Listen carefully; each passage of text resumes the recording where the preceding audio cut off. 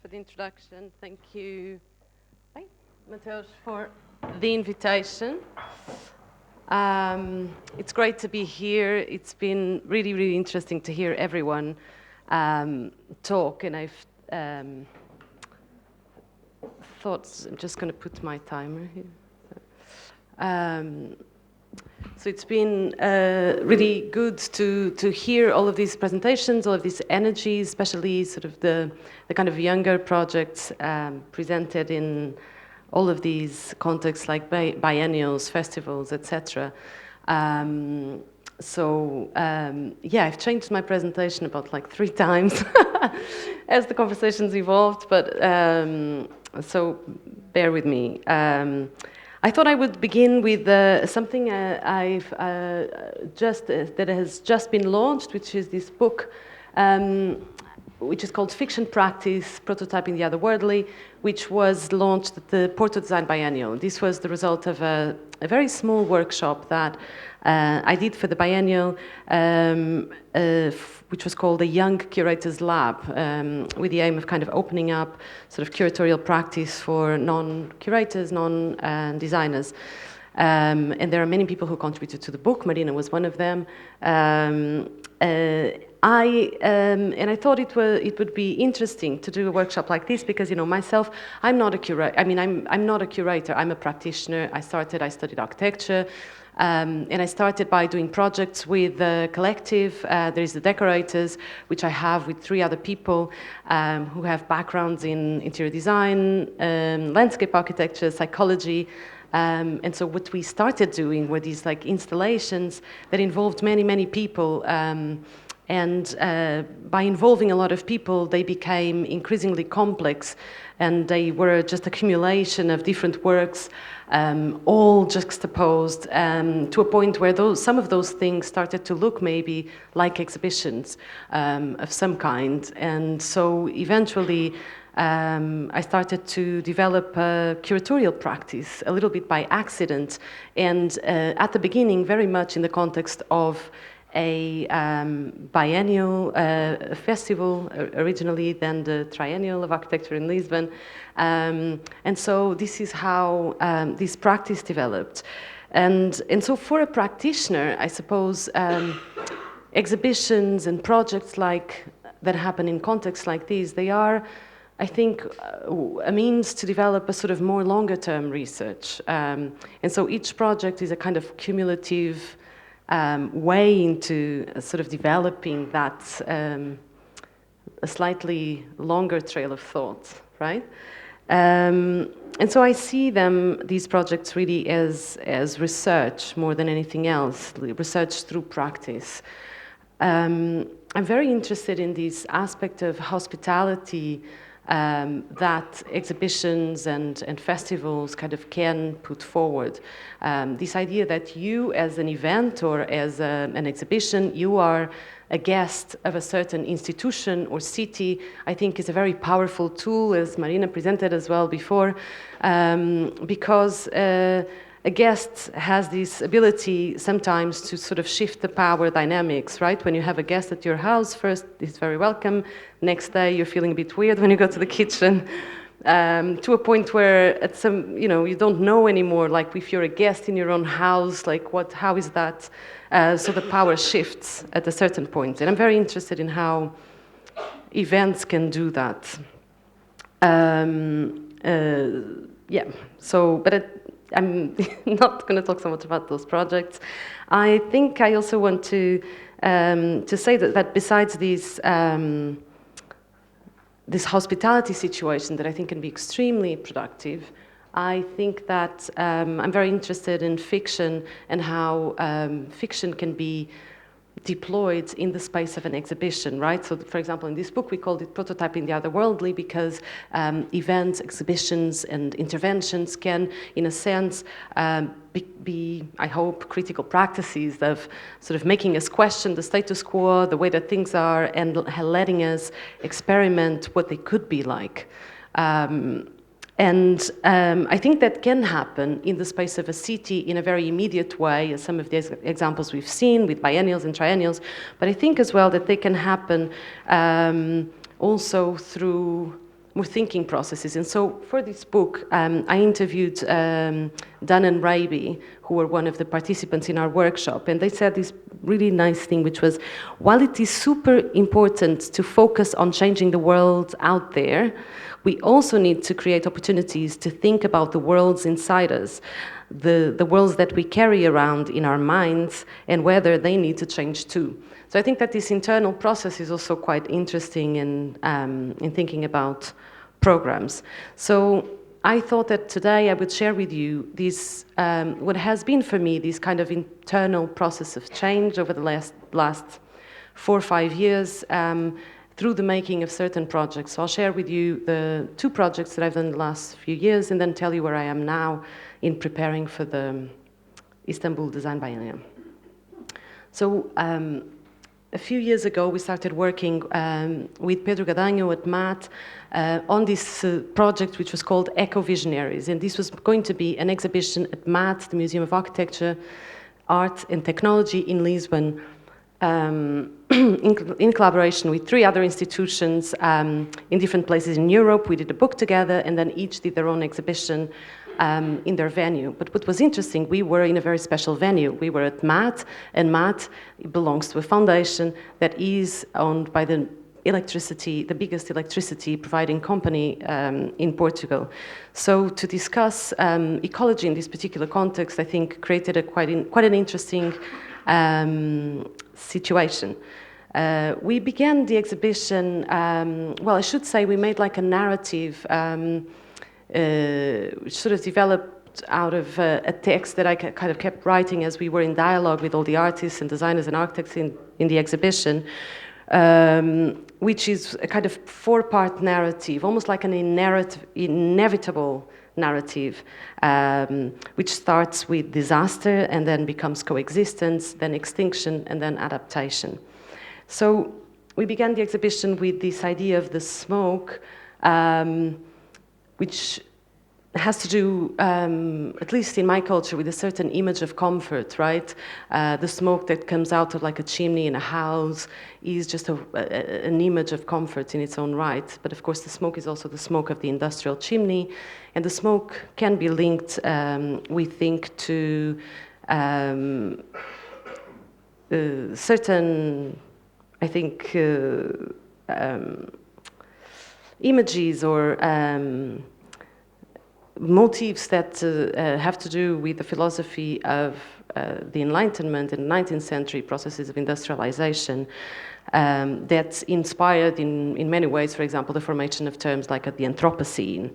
And so we were quite interested in this first moment to kind of inquire about this relationship between comfort and global warming or ecological disaster.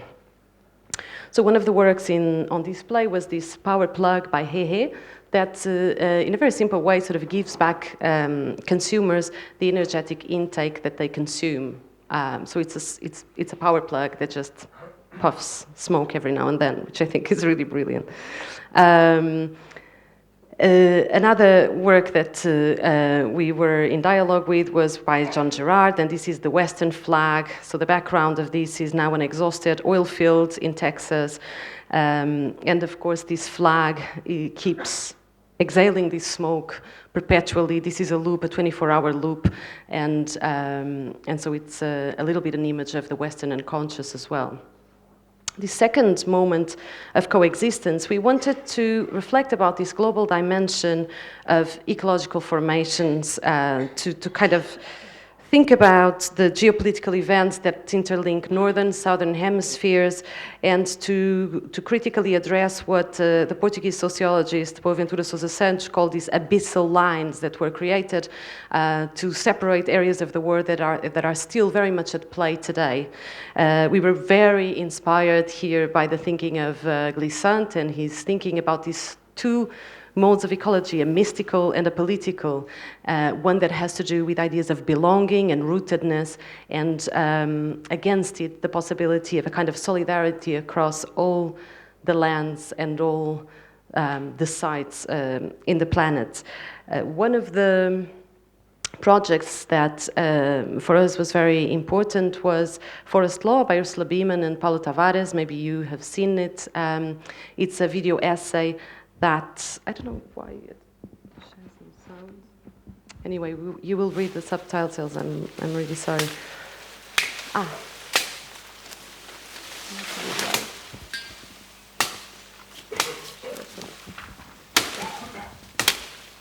Okay, there might be a slight disadjustment between sound and image. But basically, what is... empresa para que te venda esto. Tenemos todo. Entonces somos ricos nosotros. No somos pobres. El gobierno de Correa dice que somos pobres. Yo le voy a demostrar de que no soy pobre. O sea, tengo madera, tengo pollos, tengo tierra, tengo aire puro, agua limpia, tranquilidad, felicidad, paz. Pero el gobierno dice de que necesitan una carretera, necesitan grandes obras de infraestructura. Entonces los índices de riqueza son medidos con otros parámetros, por ejemplo, se mide en términos de cuánto dinero tienes en el banco, cuántos carros tienes, buena ropa.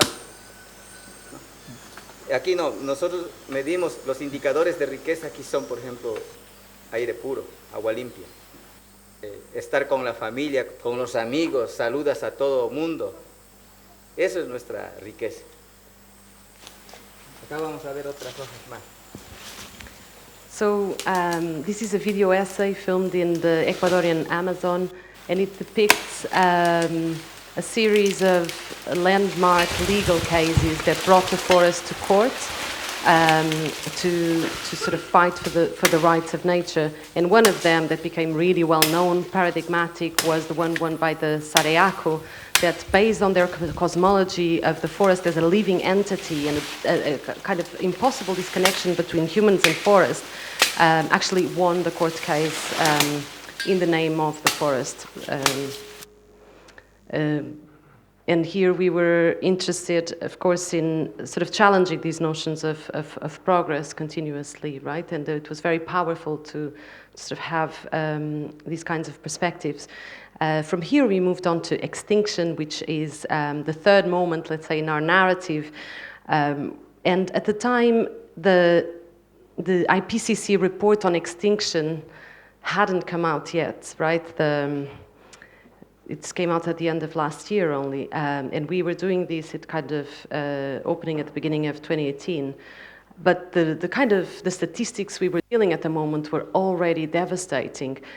So we were looking at a difference of, from 100 to 1,000 times bigger extinction rate of species already, and now the numbers have only become worse. But we were interested, that we see about this, we read about it in the newspapers every day, but we've become almost like, numb. We don't understand what those numbers mean anymore. So how could we possibly address this possibility of a sixth mass extinction, which is what biologists were kind of forecasting? How could we talk about it in a different way? And so one of the works that we presented was The Substitute by Daisy Ginsberg. This was already in a kind of second iteration of the exhibition, because this has been an ongoing process of remaking. We started the exhibition at MAAT, then did a tour at Matadero in Madrid, and then another tour at the Royal Academy in London. And this has been like a process of collaboration with each institution, each curators, about sort of developing the project. So for the Royal Academy, we had this work by Daisy Ginsberg, which is a substitute rhino, a northern white rhino. So the last one became extinct very recently. And Daisy thought about working with DeepMind and rendering a kind of so DeepMind, an artificial intelligence company, and sort of rendering the northern white rhino. How could we sort of create a replica, but it's a digital replica? And so by studying the behavior, the movements of this animal, she created what she called The Substitute. And of course, this is a critical work meant to make us think about how we are taking care of existing species, right? And another powerful work that we were very happy to have in the exhibition, it was not a new work, it had been shown at CCCB once before, was a project by Rimini Protocol called Win-Win, and this is a theater installation, an automated theater, where you as a human are faced with the possibility of your own extinction in a very dramatic way. And this in context with the jellyfish, who are a species that has been around for more than 500 million years ago, that is much more resilient than us. I think it's 670 million is the, yeah, and they have been around for so long. They love the warm water, you know, they are very resilient. They will probably resist mass extinction. They will be around forever. And we are a fragile little species right in front of them. So it's a really fascinating experience. And so in face of this, I mean, what can we do, right? There are the doomsday theories which say, or kind of the opposite, sort of let's party until the end because, you know, there's nothing we can do, or let's give up. But maybe there is a possibility of adaptation as well. And this is a really beautiful film by Jeremy Shaw called Liminals that imagines sort of a future society in which we'll have to resort to maybe spirituality and other forms of sort of engagement with one another and other species in order to live and survive even in cohabitation with machines and artificial intelligence. But we also were interested in including other kinds of practices like this biogas power plant, very precariously done in the studio of an architecture studio, Scray. This is the kind of project that had never been in an exhibition before. It's a machine, a prototype, it lives in their studio, it's part of a daily research practice. And what it does is it's a machine that transforms the waste of one human, right, bio-waste, into energy to kind of maintain a kind of a simple one-person dwelling.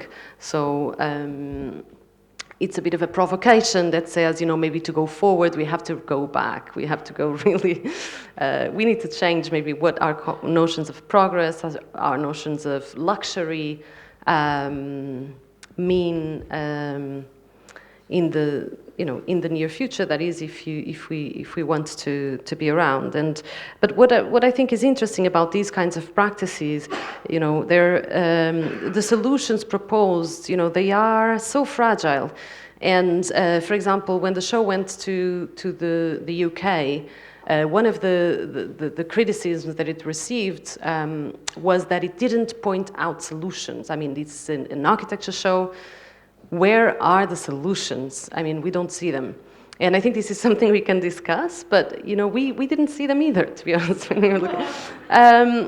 But we saw that there was a kind of relation with matter, with materials, with technologies that was a bit effective, as in from the effects, right? That we saw developing in a number of practices, and I thought, you know, that was quite interesting for me. And so it was in this mindset that this summer I went to the Azores with the Decorators at the invitation of Walk and Talk, which are a festival which run on a very kind of low budget, you know, but in a fascinating location, which is the island of São Miguel in the archipelago of the Azores. And the island of São Miguel sits at the intersection of three tectonic plates.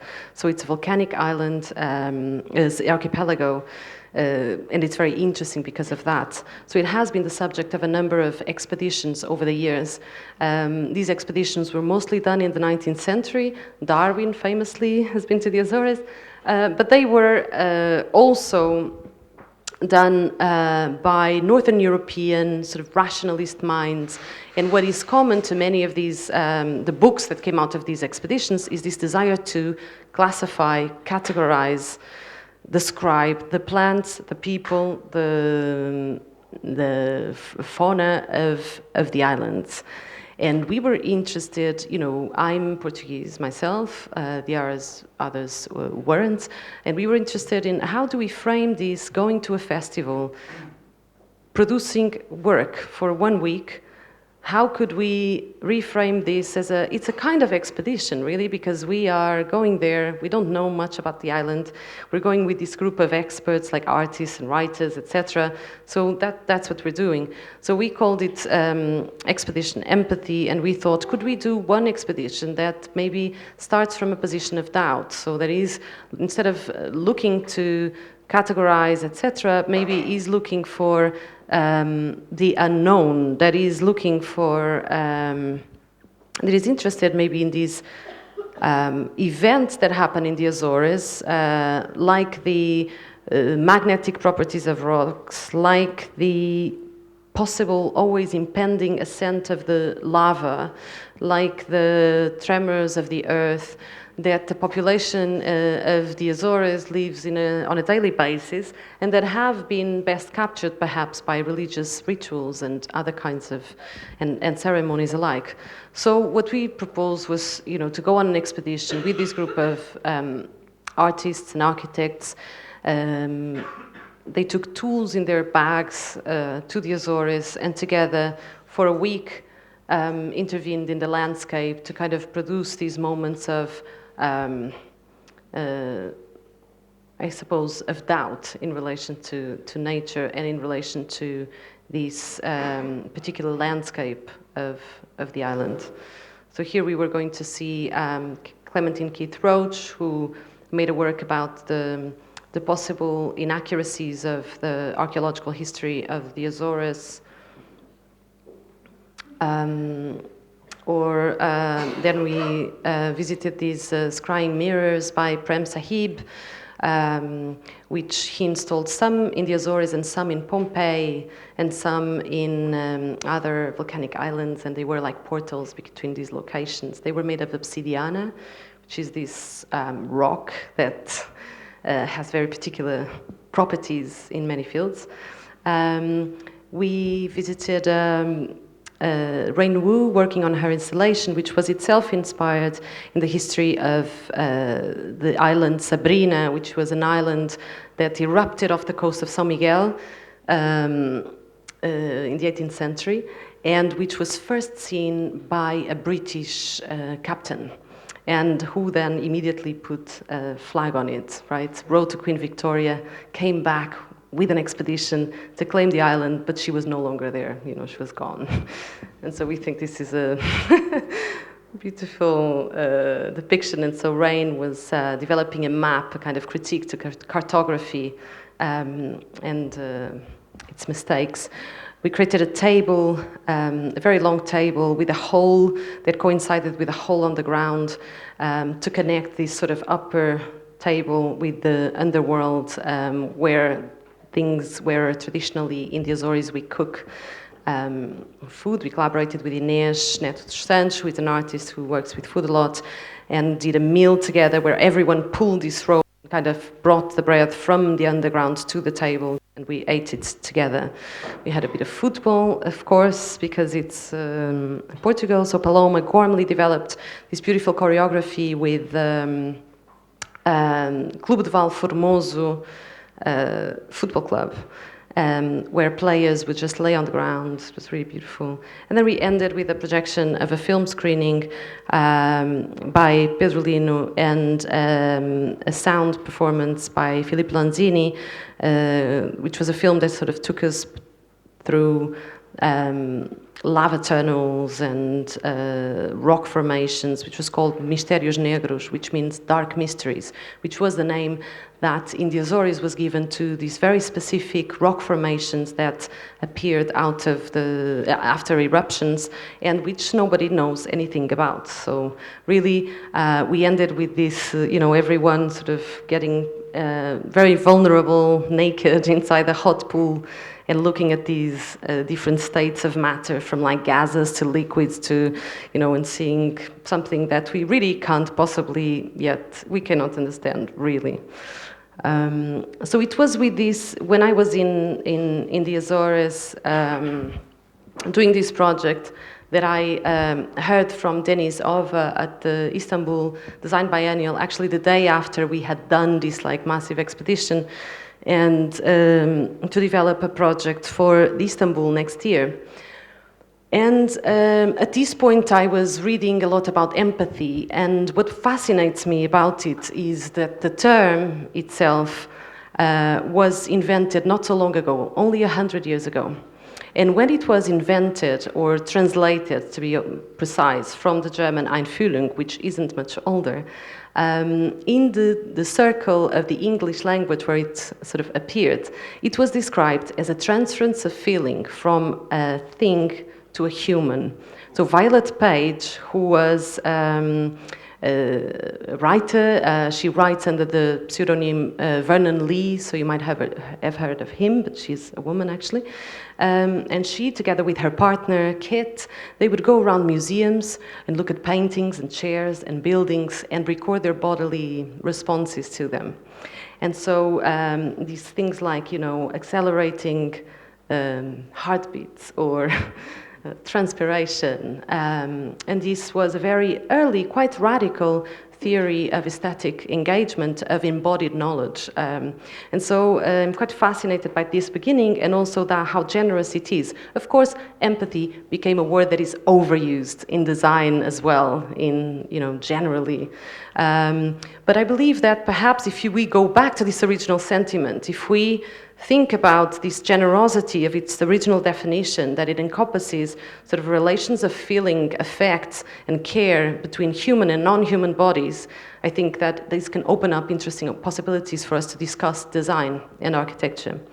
So we are going to, I'm going to be very brief in talking about this, partly because we have not yet announced our list of participants, but I'll tell you that we have concentrated the biennial in two main spaces, like almost two spaces. One is an observatory and another one is a kitchen. There are two different modes of knowledge production, these typologies, right? And so the observatory will be a space to watch, to record, to sense the world through contemporary design and architecture, and to understand what relations of care and effect do these new modes of sensing produce. It's interesting that, in Istanbul there was an observatory. It was a very famous observatory, which was built more or less at the same time as Tycho Brahe's one. And it was potentially more developed as history goes. And I'm just looking at the year, which I wrote here. But it was destroyed 3 years after it got built. And this is because the astronomer that worked at the observatory made a wrong prediction. So I think this is, so it's a very sad story. Nowadays there is a new observatory in Istanbul, which was built much later, but this story kind of, I think, remains as also as a warning that, the mystical can be dangerous in a way, I think. So this will be one part of our program. It will not take place at the Istanbul Observatory, existing one, so we are making a kind of new one for it. And the second part of the program is a kitchen. And so as a space of experimentation, as a typology, for us the kitchen was quite interesting because the kitchen is the sort of laboratory that admits both professional and amateur knowledges. It's a type of table that admits bodies that are different from different than the meeting table or the office table. And it's a space where there's a kind of circulation of knowledge that takes place both consciously and unconsciously, both up front and sort of in disguise. And so I think it's a very interesting model of conversation. We've talked a lot about tables, I think, over these 2 days. And so the kitchen, I think, can produce a sort of an interesting table in terms of this model of hospitality that I was talking about. So at the moment, we have an open call that is live until the 28th of February. And we are doing an open call for 2 things. Tools, so these can be devices to eat or cook or do any other thing that you can possibly imagine in the kitchen. And we are doing a call for menus. So menus are activities. They can be performances, screenings, meals that that take place in this space as well. So all of you amazing people who I saw present over these 2 days, please apply to our open call. So everything is online at the IKCV website, but obviously if you have any questions, let me know. Yes, so just to go back to our conversation about biennales and triennales and models, and going back as well to this publication. So this was also a sort of journey that began for me at the Porto Design Biennial doing this Young Curators Lab, but in Istanbul, I really wanted to make it better than in Porto, or in a different way, or learn from it. So for the first time, we've created a platform that is a Young Curators group in Istanbul. So that means that we will be working with a group of 3. Okay, I'm ending. A group of 3 young curators. This is for us a means to be in contact with the generation that is younger and to understand what the concerns of a younger generation are, but also to operate in locally, I suppose, with the partners in crime. So we will see how this will go, but I'm this is an aspect of the biennial that I'm really excited about. And we will also be doing a curatorial workshop now in March, from the 18th of March. So that's open as well. If anyone wants to take part, they are most welcome. Thank you.